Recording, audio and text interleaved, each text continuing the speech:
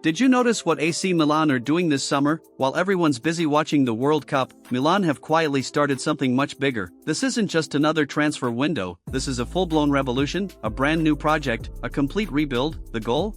Bring the Scudetto back to San Siro, and become a permanent Champions League club again. But here's what makes this different: Ruben Amorim isn't walking into Milan like he walked into Manchester United. This time, the board has handed him the keys to the entire club. He decides who stays, he decides who leaves. Nobody is untouchable. So, is this finally the Milan project that works? Or is it just another expensive rebuild that's going to end with fans asking, well, now what? Let's break it all down. Let's get one thing straight: Amorim's biggest problem at Manchester United wasn't that he forgot how to coach, it was that he refused to compromise. 3 at the back, every single week, even when the squad clearly wasn't built for it. And let's be honest, that system never really fit the Premier League. The result? United struggled, the media attacked him, and suddenly people were acting like he'd forgotten football overnight. But Serie A? That's a completely different story. Look at Inter, look at Napoli. 3 at the back systems have dominated Italian football for years. The tempo is slower, the tactical battles are deeper, the league actually rewards organized defensive football. Even Allegri used similar structures successfully, so Milan aren't forcing Amorim to change. They're finally putting him in an environment that actually suits his football.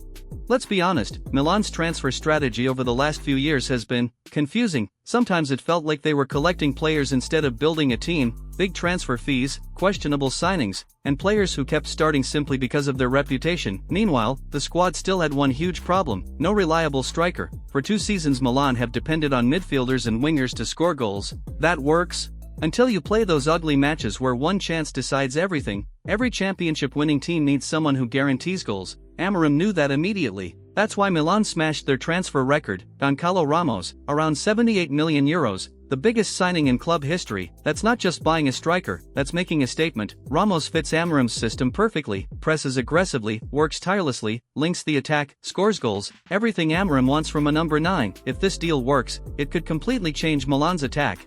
Now here's the shock. When Amorim first arrived, reports claimed he wanted Rafael Leao to stay. Everyone believed he'd build the team around him. Fast forward a few weeks, everything changed. Now multiple reports suggest Amorim has actually approved Leao's departure. Why?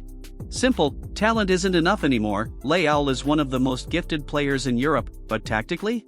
He's inconsistent. Some games, he looks completely unstoppable. The next match, you forget he's even on the pitch. Milan are reportedly ready to sell him for around €60 million. Galatasaray are interested, Tottenham are watching closely too. And honestly, selling Leao would send one massive message: no player is bigger than the system. And Leao isn't the only one packing his bags. Estupiñán could already be heading back to the Premier League. Brighton are monitoring the situation. Meanwhile, Milan are looking at Lucas Digne as a replacement. Then there's Santiago Jimenez. Remember when everyone thought he'd become Milan's next superstar? Yeah, that didn't exactly happen. His market value has crashed from around €50 million to €18 million. He failed to score a single Serie A goal last season. Milan are reportedly willing to sell him for around €20 million. Sometimes football is brutal. One year you're the future, the next year you're on the clearance shelf.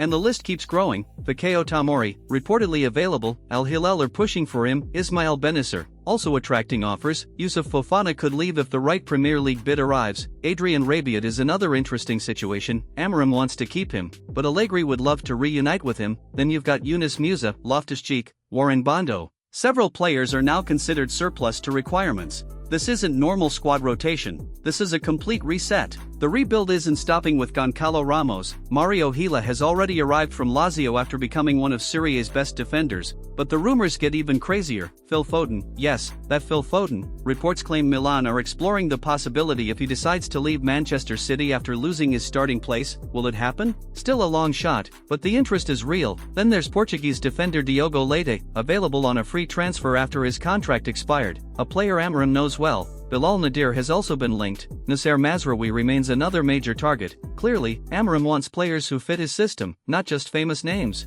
Here's the biggest difference compared to previous rebuilds. Milan finally seem to have a clear identity, a manager with authority, a tactical plan, players chosen for a system, not for social media hype. Of course, signing players is the easy part.